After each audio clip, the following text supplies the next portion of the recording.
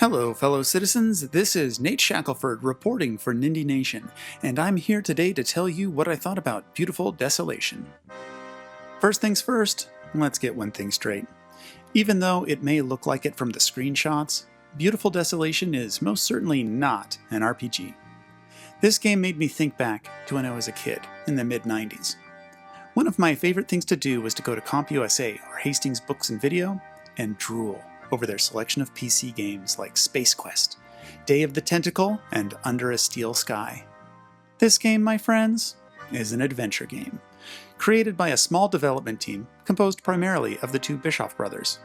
The Bischoff brothers sharpened their skills working on games like Wasteland 3 and Stasis. They specialize in making beautiful, isometric adventure games that tell a great story. I'm going to talk about the setup for this game's story, but I'll try to avoid any spoilers. The things I'll discuss are seen in the first 10 or 15 minutes of the game. Beautiful Desolation centers around two brothers, Mark and Donovan Leslie. The game opens in 1970s Cape Town, South Africa. Mark and his fiancée, Charlize, are on their way to pick up Don. Don's had a rough go and has begged Mark to come help him. During the drive, a tragic and supernatural event occurs when a giant floating object appears in the sky. Mark's car is pulled into the air, flipping over in the process. Fast forward 10 years, Mark and Don have been driven apart by the tragedy from the opening scene.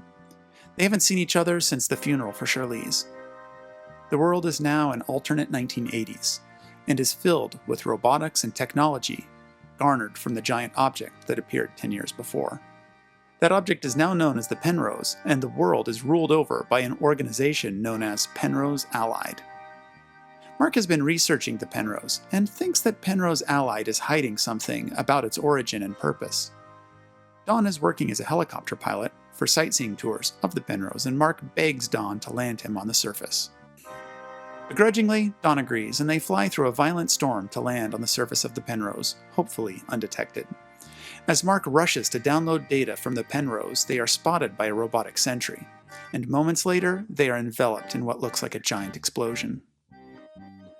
Mark wakes up alone in a post-apocalyptic South Africa. His radio still works, and he's relieved to discover that his brother is still alive, but injured and somewhere else. Mark also discovers that the robot sentry, prototype 00 Combat Helper, or Pooch for short, is also still in one piece. Pooch, the robotic dog, is panicking that she can no longer contact Control, but after a little persuasion, agrees to work with Mark to try to find Don and a way back home. This is where the real adventure begins. I found Beautiful Desolation to be a refreshing take on the adventure genre. The scenery and characters are based on South Africa, blending sci-fi visuals with real-world locations, rendered beautifully using a process called photogeometry. They even built and photographed miniature dioramas and set pieces for things they couldn't find in the real world. The result is a unique and beautiful game.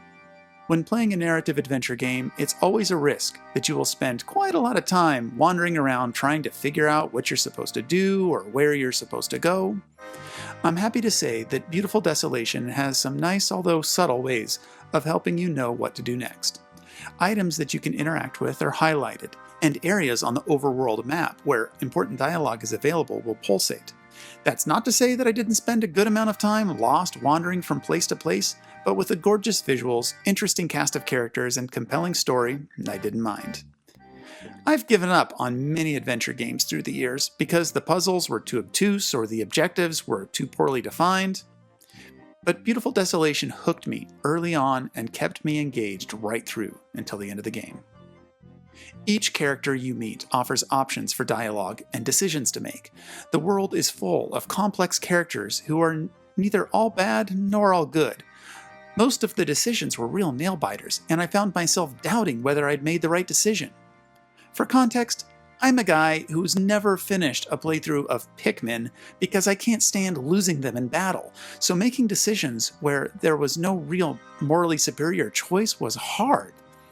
But I persevered, and I was really pleased with how the story in my playthrough played out.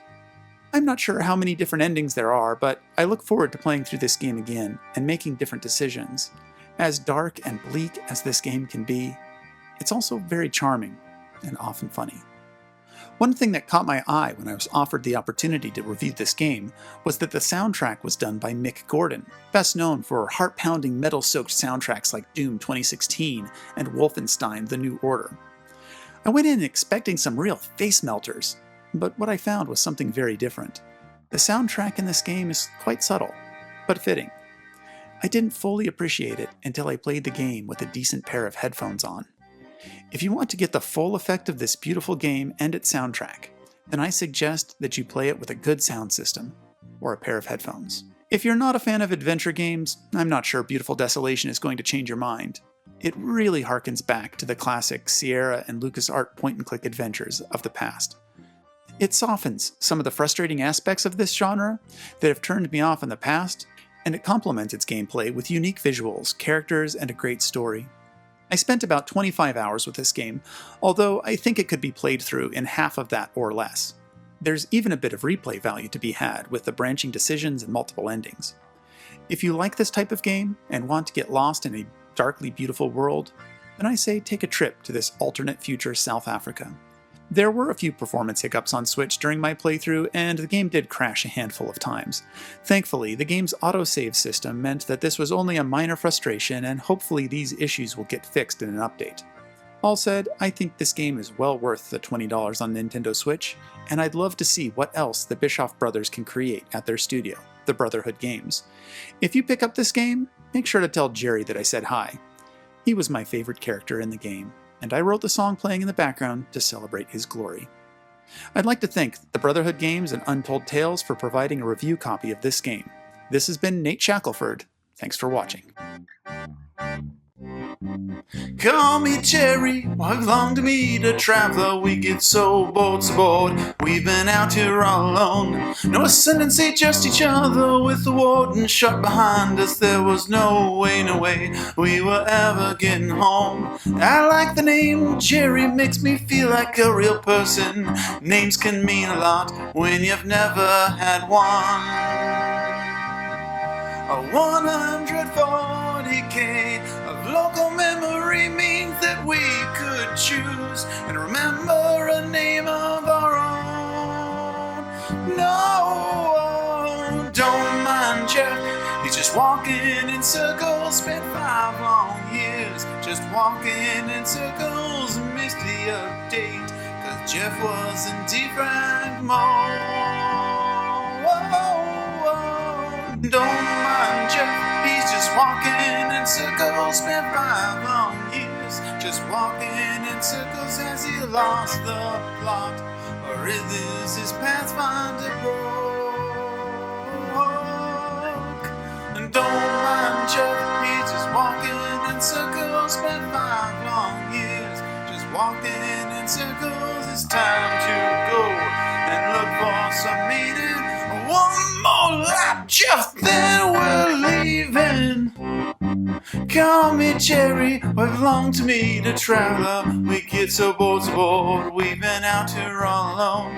No ascendancy, just each other with the warden shut behind us. There was no way we were ever getting